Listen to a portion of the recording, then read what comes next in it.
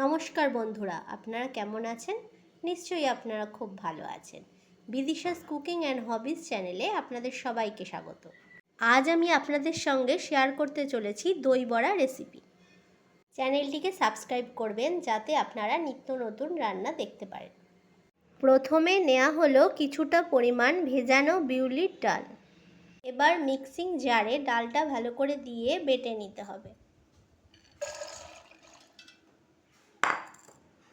ডাল বাটার সময় খেয়াল রাখবেন ডালের মিশ্রণটা যেন বেশি নরম না হয়ে যায়।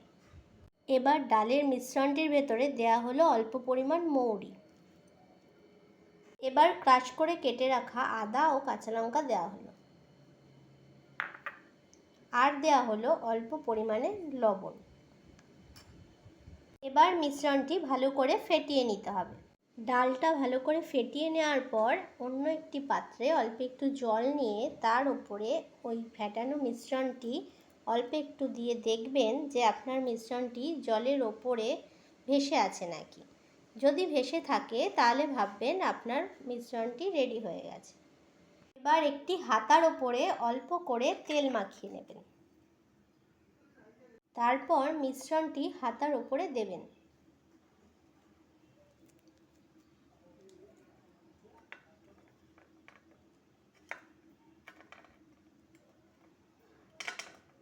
এবার মিডিল থেকে একটু গোল করে দেবেন। এবার গরম তেলের উপরে হাতাটি এইভাবে উল্টে দেবেন। এবার বড়াটি উল্টে দিতে হবে। এইভাবে প্রত্যেকটি বড়া ভেজে নিতে হবে। এবার পাত্রে কিছুটা গরম জল নিয়ে একটু লবণ দিতে হবে। তারপর দই বড়াগুলি এই জলে ভিজিয়ে দিতে হবে। এবার ভেজানো দই বড়াগুলি ছেঁকে জল থেকে তুলে নিতে হবে। ভালো করে হাত দিয়ে চেপে চেপে আপনারা জলটা বার করে নেবেন। এবার একটি পাত্রে কিছুটা পরিমাণ টক দই নিয়ে নেবেন।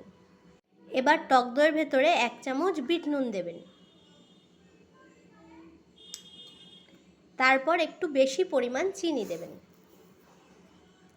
এবার টক দইটা ভালো করে ফেটিয়ে নেবেন। এইভাবে আপনারা ভালো করে ফেটিয়ে নেবেন বেশ কিছুক্ষণ ধরে।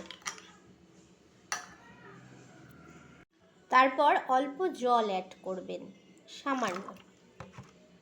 এবার আবার ভালো করে ফেটিয়ে নেবেন। এবার একটি বড় পাত্রে দইটা ঢেলে তার ভেতরে দই বড়াগুলো দিয়ে দেবেন। এবার দই বড়াগুলি এপিট ওপিট উল্টে দেবেন ভালো করে, যাতে দুদিকেই ভালো করে দইটা মেখে যায়। এবার ফ্রিজের ভেতরে 10 মিনিট রেখে দেবেন। এবার আমাদের চাটনি তৈরি করতে হবে। এবার প্যানে তেঁতুলের পাল্পটা দিতে হবে।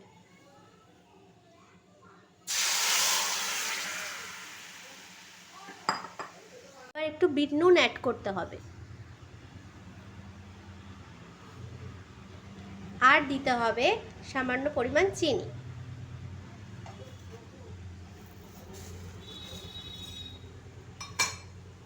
এবার তেঁতুলের চাটনিটা ভালো করে তৈরি করে নিতে হবে।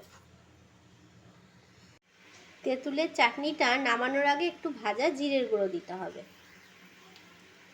এবার ভালো করে নাড়িয়ে নামিয়ে নিতে হবে। এবার দই বড়ার উপরে তেঁতুলের চাটনিটা দিতে হবে।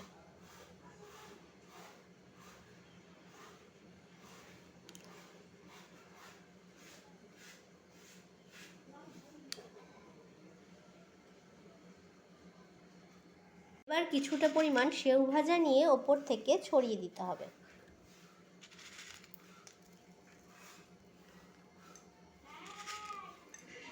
তৈরি হয়ে গেল আমাদের দই বড়া। দই বড়াটি অবশ্যই আপনারা ট্রাই করে দেখবেন। আমার দই বড়ার রেসিপিটি যদি আপনাদের ভালো লাগে তাহলে লাইক, কমেন্ট ও শেয়ার করবেন।